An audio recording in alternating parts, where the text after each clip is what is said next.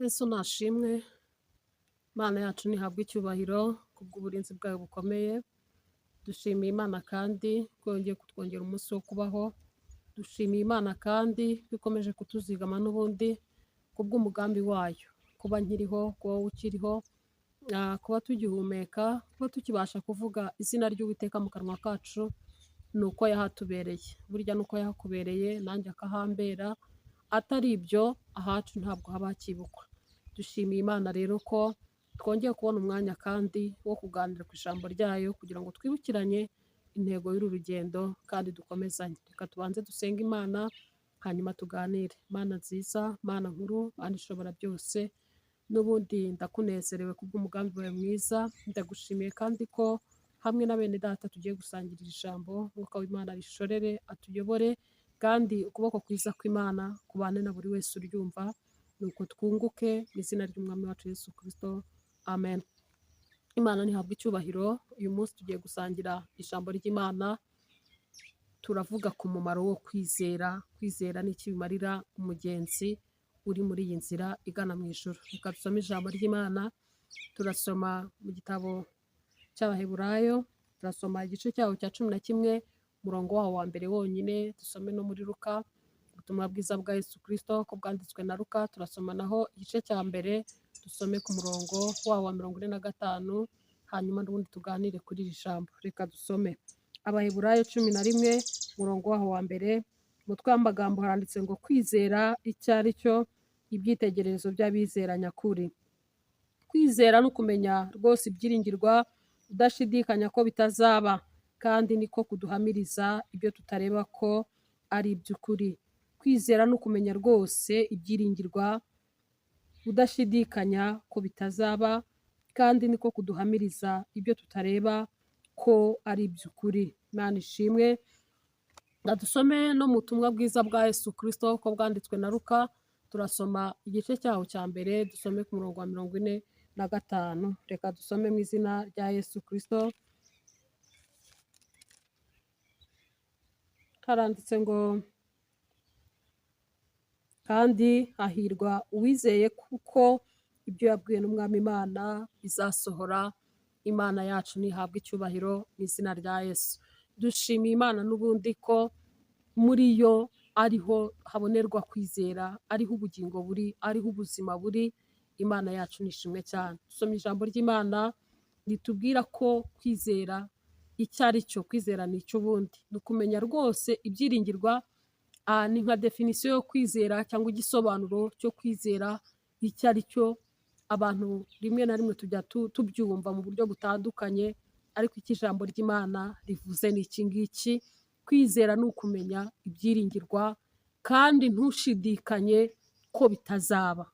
Ibyo bikaba igihamya kandi bikaguhamiriza, nanjye bikampamiriza ko ibyo nizeye ariko ntabibona, byizereye mu mwami wacu Yesu Kristo, ari iby'ukuri kandi kubyizera ari iby'umumaro. Imana nishimwe mu izina rya Yesu Kristo.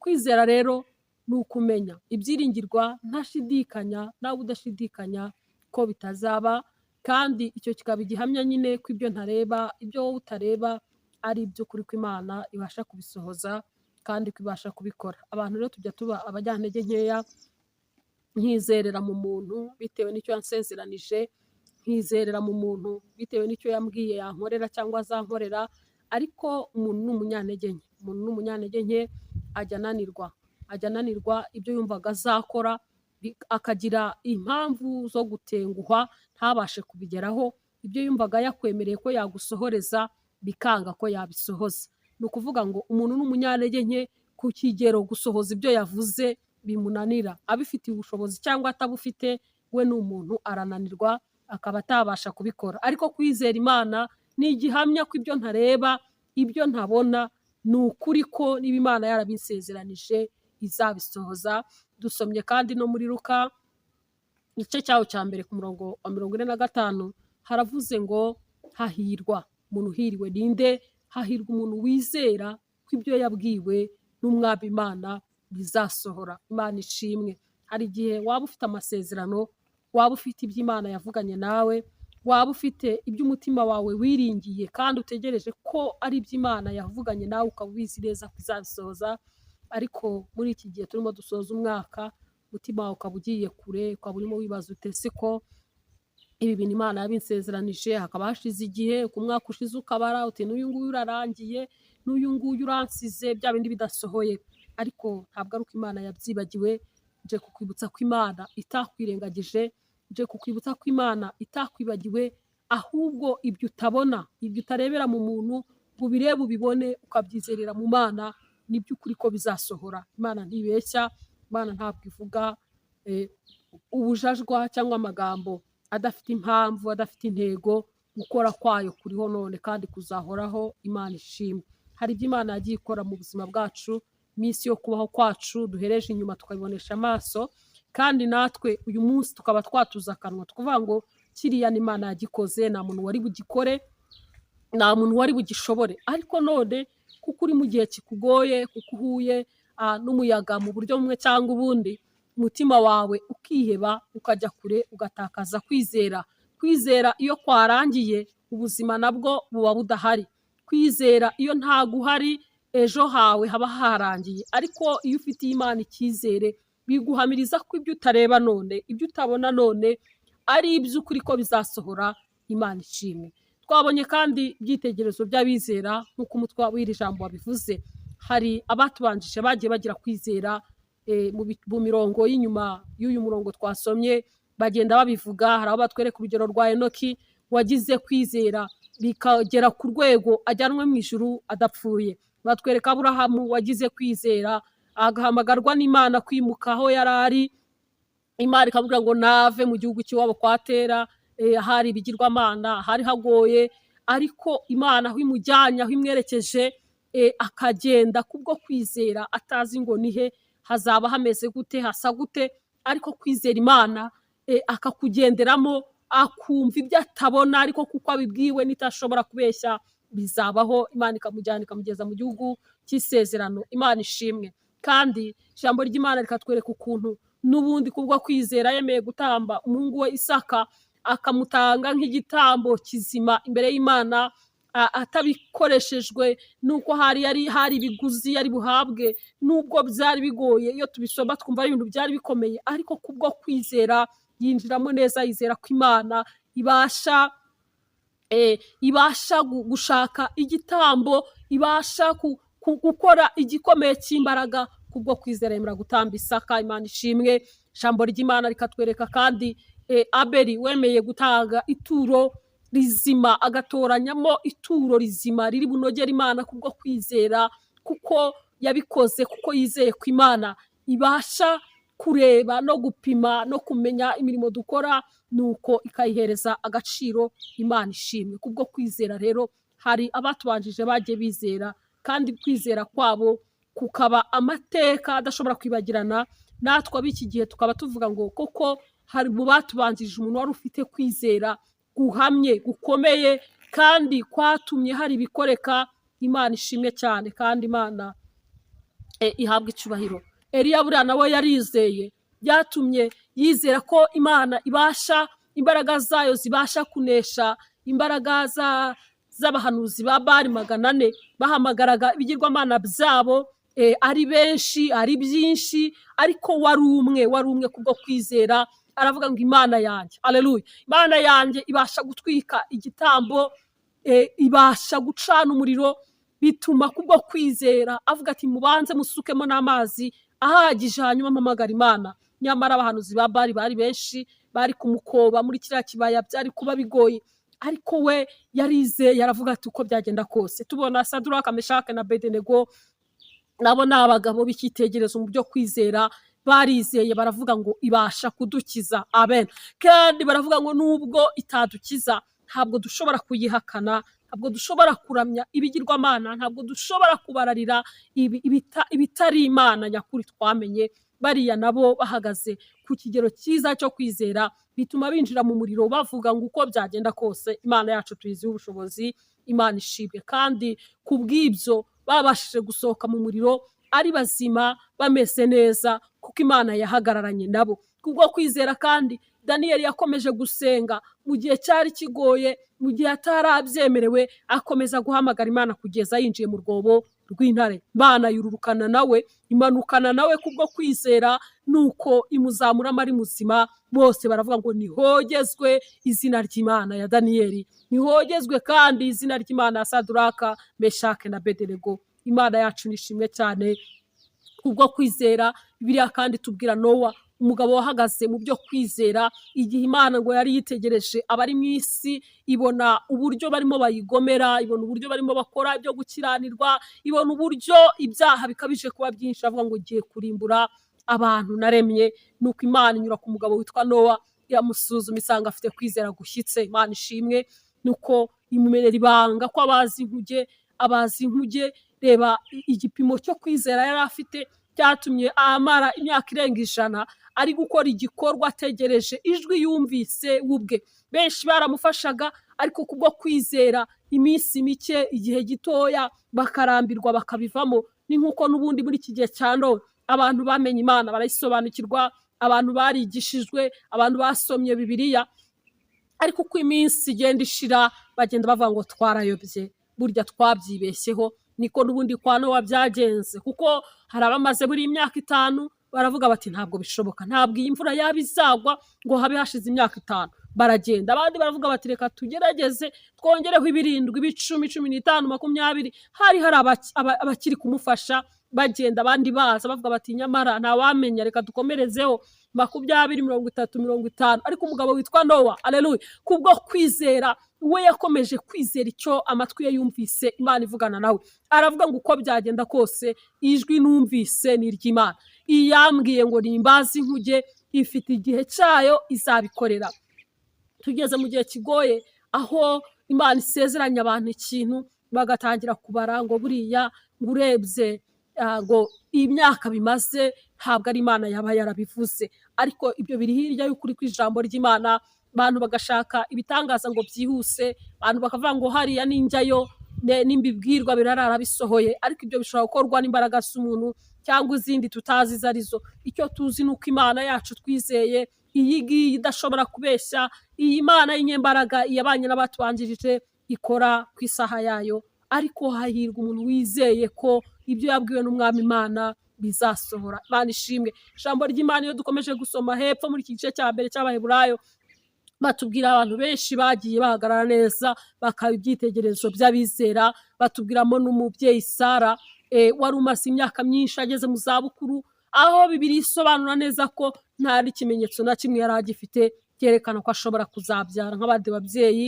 Ariko kubwo kwizera, Imana yohereza marayika aca mu rugo rwo kwa Aburahamu, aramubwira ati nyuma umwaka utanga iki gihe hari kizakoreka iwanyu. Kubwo kwizera rero Sara mu zabukuru yabashishijwe gusama inda yo mu zabukuru, abyara umwana. N'uyu munsi iyo tubisomye tubyizereramo. Kwizera rero ni ukumenya rwose ibyiringirwa, udashidikanya ko bitazaba, utavuga ngo mbyizereye muri kanaka. Nkunda kuvuga ngo ibyo nge nizereye mu muntu, kuko umuntu ari umunyantege nke ashobora kunanirwa. Ibyo umuntu yanyemereye bitewe n'isano dufitanye bishobora kumunanira. Ibyo umuntu yanyemereye bitewe n'ubushobozi afite bishobora kumunanira bwashize. Ashobora no kuvuga ati ubushobozi bwanjye nubwo butashize, nari nahubutse, nkwiye kwitekerezaho ubwanjye. Ariko Imana, amen, Imana yo ntabwo irobanura ku butoni, ntabwo ireba ku cyubahiro, ntabwo ireba ku gihagararo, ntabwo ireba ku muryango uvutsemo, ntabwo ireba ku mashuri wize,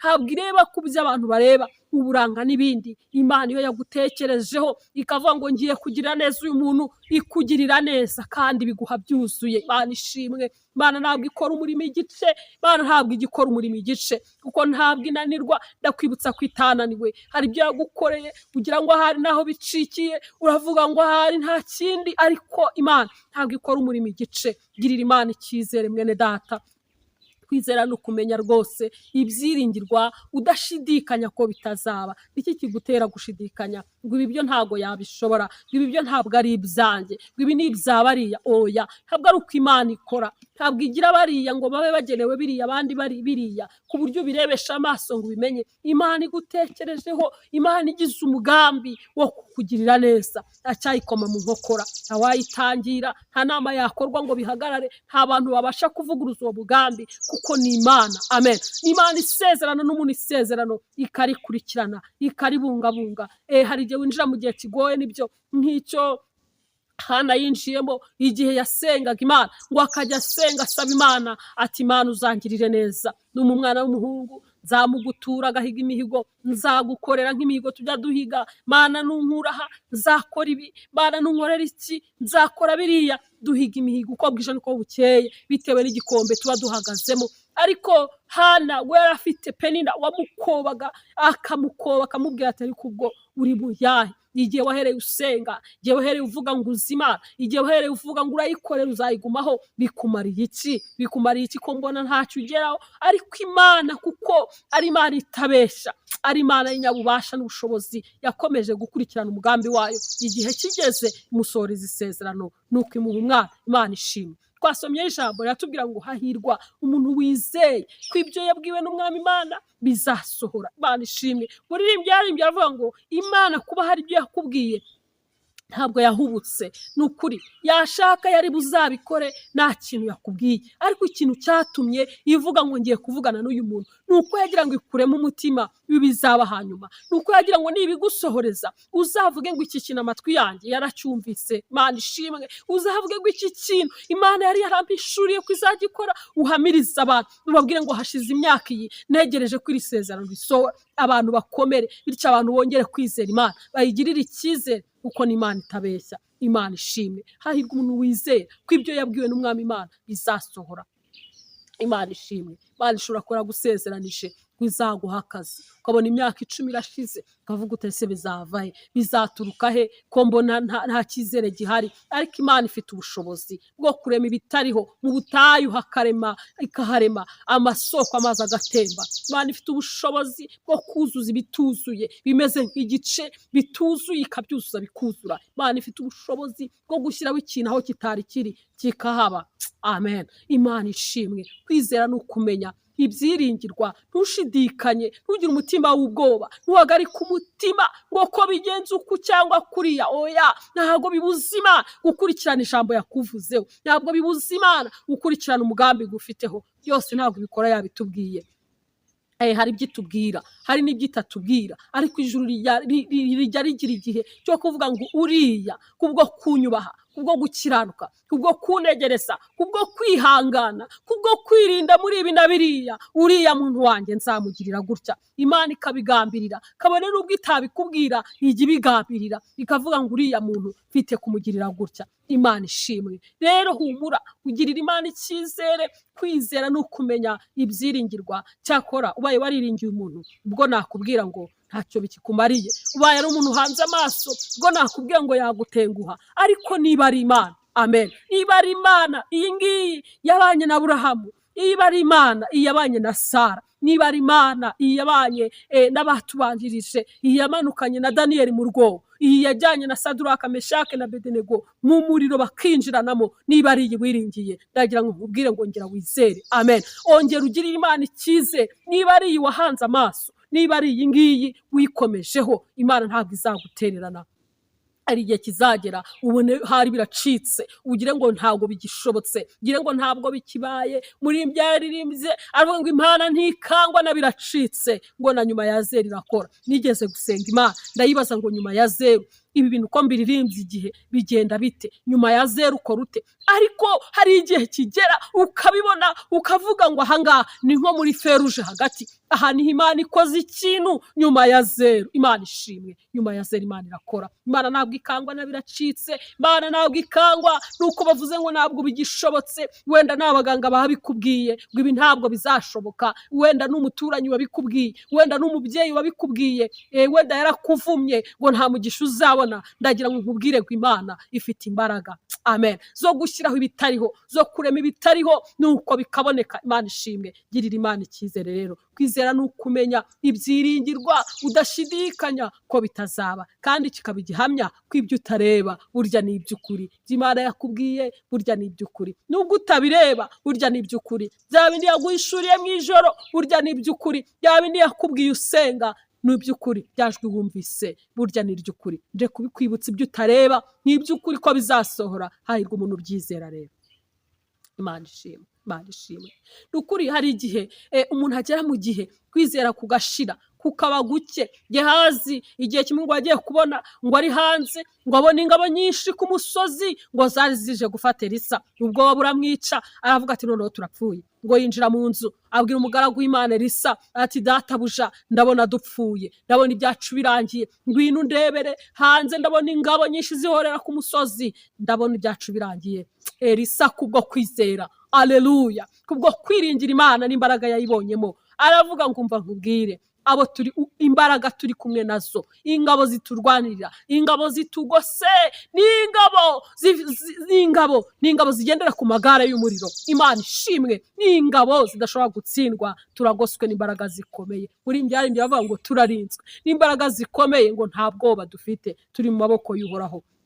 Bidutera ubwoba suko bidahari, bituma imitima yacu yahagara suko bidahari, ibyadukanga suko bidahari. Ariko umutondomo w'intare mu Kristo ari mu rugendo, ngo hari ahantu yageze ngo yumva intare ziramoka, yumva ziratonoma, yumva zirasakuza, aravuga ati noneho bigenze bite? Ngo ariko akebutse gato ngo abona ziraziritse. Imana ishimwe. Imana ishimwe. Umutondomo w'intare nubwo waba ubona mu rugendo, nubwo uri mu nzira waba ubona bisakuza, ariko hari iby'imbaraga z'Imana zahabiriye, ari byo zaziritse kugira ngo ubuzima bwawe bukomeze. Hahirwa rero umuntu wizera. Hahirwa umugabo wizera ko ibyo yabwiwe n'Umwami Imana bizasohora. Ibyo bizakurinda gukurikira ibyo abandi bakurikiye. Ibyo bizakurinda gucogorera mu rugendo rwawe. Niba uri umugabo ukaba wizeye ko icyo Imana yakubwiye kizasohora, bizakurinda kuva mu byizerwa, bizakurinda gusa n'abandi, bizakurinda kubivamo, bizakurinda guta inzira y'umusaraba. Niwizera Imana ko ibyo yavuganye nawe bizasohora. Nugera n'ahantu ukabona birakomeye, Imana izagufata amaboko, Imana izakongerera ubundi buryo, Imana izagukomeza. Umugabo uhamye ibyo kwizera ko ibyo Imana yavuganye nawe ari iby'ukuri. Niba uri umukobwa ukaba wiringira Imana, ntabwo uzatinya, ntabwo uzabara imyaka ngo bitume uva ku Mana, ntabwo uzareba ahari ngo uvuge ngo bitewe n'igihagararo cyanjye nuko undi, reka n'Imana nyihakane, ngira ibindi njyamo, ngira utundi tuntu nshakisha. Uzaguma mu byizerwa kandi uzakomezwa n'Imana yavuganye nawe. Imana ishimwe. Niwubaha Imana agahato kazakuba kure, uzakomezwa no gukiranuka, ntabwo uzasuzugurwa n'ibibonetse byose. Nukomeza gutegereza icyo Imana yavuganye nawe, ntabwo uzasuzugurwa n'ibibonetse byose. Uzaba mu burinzi bidashobora kubeshya. Imana ishimwe. Amen.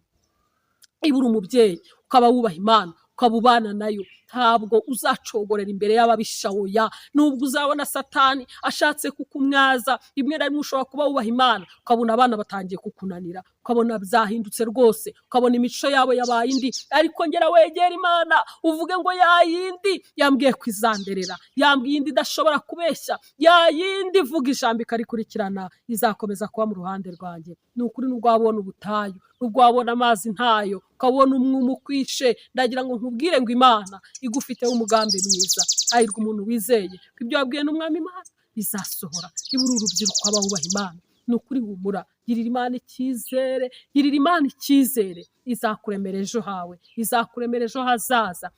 Tugeze mu gihe gikomeye aho umuntu areba ejo akamera nk'uhabuze, agacanganyukirwa.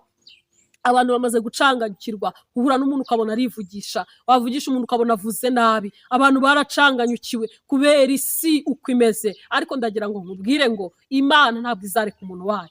Imana ishimwe. Imana ntabwo izareka umuntu yiringira, Imana ntabwo izaguta. Nuyiringira ukayikomezaho, ntabwo uzamwara, ntabwo isoni zizagukora, uzakomezwa no gukiranuka, agahato kazakuba kure. Imana izagukomereza amaboko, nawe uzabona ko bicitse, Imana izagukurikirana. Imana ntabwo izaguta. Hari indirimbo turirimba ivuga ngo dufite gikurikirana, umwishingizi wacu ni Yesu. Iyo dufite ubwishingizi mu isi tuba dukomeye. Iyo turwaye turivuza, iyo dufite ibindi bibazo, iyo tugeze mu masaziro tubona imbaraga zitugoboka. Ariko ubwishingizi butarangira nubwo muri Kristo Yesu. Ndagira ngo guhamagare nawe wowe utarabwinjiramo, injira muri Yesu uzabona amahoro yuzuye. Injira muri Yesu uzagubwa neza. Injira muri Yesu azagutegura ejo hazaza. Ubona nta hahari, ubona nta byiringiro, ubona nta kazi, ubona nta byo kugufasha bizabaho, ubona nta muragi wanyu bafite ngo bawuguhe. Yesu azakuremera. Mana ishimwe, ajya aremera abantu bitari bihari, by'ababyeyi batabaha akabibaha. Afite ububasha n'ubushobozi. Mwiringire rero. Kwizera ni ukumenya ibyiringirwa udashidikanya ko bitazaba, kandi kikaba igihamya, bikaduhamiriza ko ibyo tutareba nubwo tubyizera tutabireba ni iby'ukuri. Mana ishimwe, Mana ihabwe icyubahiro. Nejejwe n'Imana rero kugira ijambo. Numva kandi nawe nari gukomeresha. Byashoboka ko kwizera kwawe kwari kubaye guke, byashoboka ko kwari kugushiranye, byashoboka ko wari utangiye gutekereza ko ahari Imana itakibishoboye, ko yagutaye, ko yagusize, ko yakuretse. Ndakwibutsa ko Imana itazaguhana, ndakwibutsa ko Imana itazagusiga. Yaravuze ngo ntabwo nzabasiga, simbasize nk'imfubyi, basigiye umufasha ari we Mwuka Wera. Azayabayobora mu kuri kose, azabahumuriza mu makuba yanyu, azabakomeza mugiye gutenebuka, mugiye gucika intege azabaramira. Mana ishimwe, ndagusabiye ngo Umwuka Wera akuramire mu gihe uhagazemo, aguhumurize, agukomeze kandi akwiringize ibizaba hanyuma mu izina rya Yesu Kristo. Uko mubizi rero, hano intego yacu ni ukuvuga umwami wacu Yesu neza, izina rye rikamamara. Nta yindi nkuru dufite yo kubara. Hanze hari inkuru nyinshi ndetse zikomeye cyane, ariko umwami Yesu navugwa neza, ni ukuri byose bizagenda neza. Mana w'umugisha, mwebwe mudukurikirana, ujye mwibuka gusangiza abandi ubutumwa bwiza bwa Yesu Kristo, kuko ijambo ry'Imana ni ubuzima ku muntu uryizera. Mana iguhe umugisha. Reka dusenge. Turagushimiye Mana nkuru, nganire natwe mu buryo washimye ko tuganira nawe. Ijambo ryawe niribe rizima, dukomereze amaboko, utwagure. Abantu batakaje kwizera ubongereje kwizera, abuze ibyiringiro by'ejo bibaremere, bafite intambara n'ibigeragezo ubabere umutabazi, abarira ubabere umuhoza, imfubyi zirira uzihoze, ababyeyi barira ubahoze, abagabo bataka kubw'intambara n'ibigeragezo we hafi yabo kuko uri Imana. Ndagushimiye kubwa byose, izina rya Yesu Kristo, amen. Mana iguhe umugisha we twabanye, amen.